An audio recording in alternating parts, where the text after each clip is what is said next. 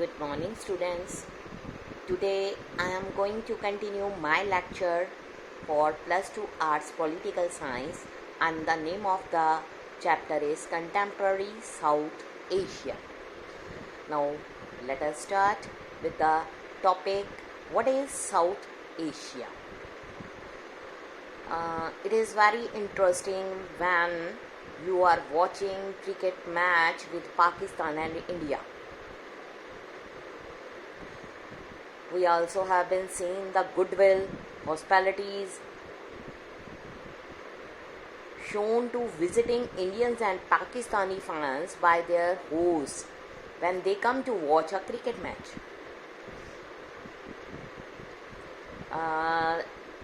ये जो चीज़ है, it is a symbolic of large pattern of South Asian affairs, because ours is a region where rivalry and goodwill, hope, despair, mutual suspicions and trust coexist. Now let us begin with the topic, and the first of all, our elementary question is, what is South Asia? Now the expression South Asia, it includes the following countries: Bangladesh, Bhutan, India, the Maldives, Nepal, Pakistan, Sri Lanka. Himalayas in the north, vast Indian Ocean, Arabian Sea, Bay of Bengal in south. उसके अलावा west and east both represent or provide a natural insularity to the region,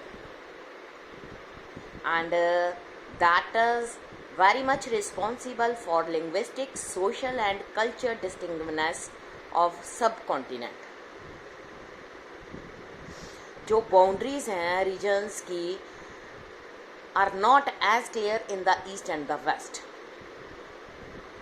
as they are in the north and the south. But the Afghanistan and Myanmar, जो ये दोनों हैं, are often included in discussion of region as whole. China जो है एक important role play कर रहा है in Asian regions में, but it is not considered to be a part of this region. In this chapter, we shall use South Asia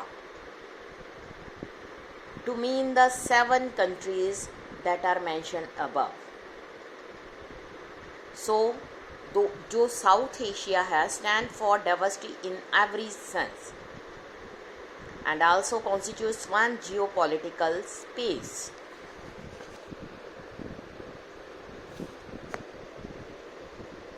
जो अलग अलग कंट्रीज़ हैं साउथ एशिया की, उनका सबका जो पॉलिटिकल सिस्टम है सिमिलर मैनर में नहीं है.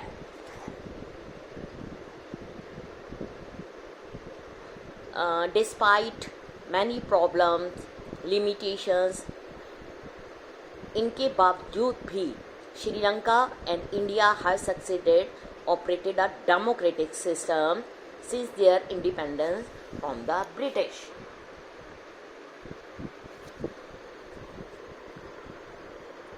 You will also study more about the evolution of democracy. India in the textbook that deal with politics in India since independence. So, it is possible to point out many limitations of Indian democracy.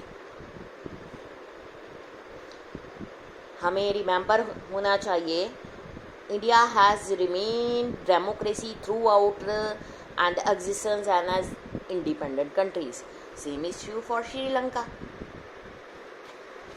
इसी तरह से Pakistan and Bangladesh जो उनके experienced हैं, both civilian and military rulers, with Bangladesh remaining a democracy in post Cold War. Bangladesh जो है वो भी एक डेमोक्रेटिक कंट्री रहा है in the post cold war. जो पाकिस्तान है उसने began the post cold war period with the successive democratic governments, और वहाँ का नाम और किसके अंडर नाम था, बेनज़ीर भुट्टो, नवाज शरीफ। बट क्या हुआ कि एक military coup in 1999 Pervez Musharraf की गवर्नमेंट के अंडर उसने वहाँ पर मिलिट्री डिक्टेटरशिप को इस्टेब्लिश किया, और जो डेमोक्रेटिक गवर्नमेंट थी बेनज़ीर भुट्टो एंड नवाज शरीफ की, उसको थ्रोन कर दिया। और तब से वहाँ पर अभी तक मिलिट्री राज चल रहा है, और वो एक बहुत बड़ा इफ़ेक्ट है। अगर हम बात करें टिल 2006 नेपाल में जो कॉन्स्टिट्यूशनल मोनार्की थी, with the danger of king taking over executive power. King वहाँ पर हायरार्की है। नेपाल में जो किंग होता है रॉयल फैमिली को बिलोंग करता है, उसी की अपनी पार्टी होती है और वही इलेक्शन में जीतता है। 2006 वहाँ पर एक लोगों ने पॉपुलर मूवमेंट शुरू कर दी, क्योंकि वो अपनी डेमोक्रेसी को दोबारा रिस्टोर करना चाहते थे, और जो किंग है उसकी पोजीशन को रिड्यूस करके उसको एक नॉमिनियल किंग बनाना चाहते थे। नेपाल एंड बांग्लादेश में जो ये mass revolution for the restoration of democracy अक्कड़, हम दे सकते हैं कि डेमोक्रेसी जो है becoming an accepted norms entire region of South Asia.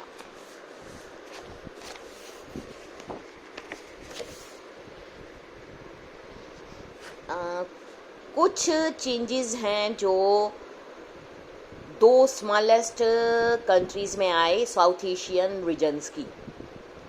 सबसे पहले हम बात करेंगे Bhutan.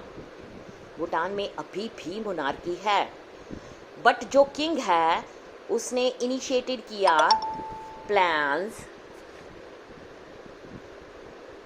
For its transition to multi party democracy. The Maldives, the other island nations जो हैं, वहाँ पर भी सल्तनत थी टिल 1968 में। उसके बाद ये ट्रांसफ़र फॉर्म हो गया republic with the presidential form of government. Next, June 2005 जो पार्लियामेंट थी मालदीव्स की, वहाँ पर वोटेड सिस्टम चला unanimously to introduce a multi party system, जिसका नाम था मालदीवियन डेमोक्रेटिक पार्टी MDP। उसने डोमिनेट किया पॉलिटिकल अफेयर ऑफ आइलैंड। जो डेमोक्रेसी थी उसने स्ट्रेंथन कर दिया in the Maldives after 2005 election, जब कुछ ऑपोजिशन पार्टी को लीगली कह दिया गया। ये जो मिक्स रिकॉर्ड है डेमोक्रेटिक एक्सपीरियंस का, इन सभी कंट्रीज़ में जो पीपल है उन्होंने शेयर किया एस्पायरेशन फॉर डेमोक्रेसी। अगर हम रीसेंट सर्वे देखें, attitude of people in 5 big country of the region, वो ये शो करते हैं कि there is wide spread support for democracy in all these countries.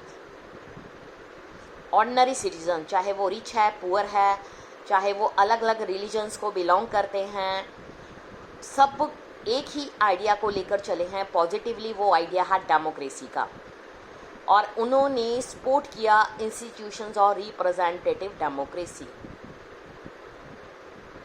उन्होंने प्रेफर किया democracy over any other form of democracy, और वो ये सोचते थे, उनका आइडिया ये था कि democracy is suitable for their country.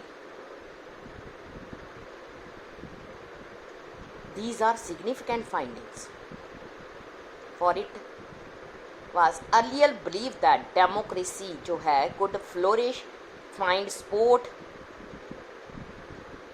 सिर्फ prosperous country of the world, because democracy में जो गवर्नमेंट था, it is form of government for the people, by the people and to the people, and जो people हैं वो free होते हैं to choose their representative who run the government according to their wishes.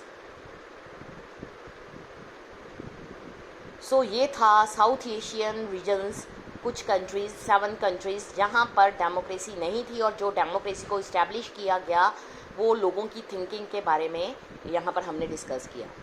ये topic आज ही यहाँ पर finish करते हैं, उसके बाद नेक्स्ट हम स्टडी करेंगे। Thank you students.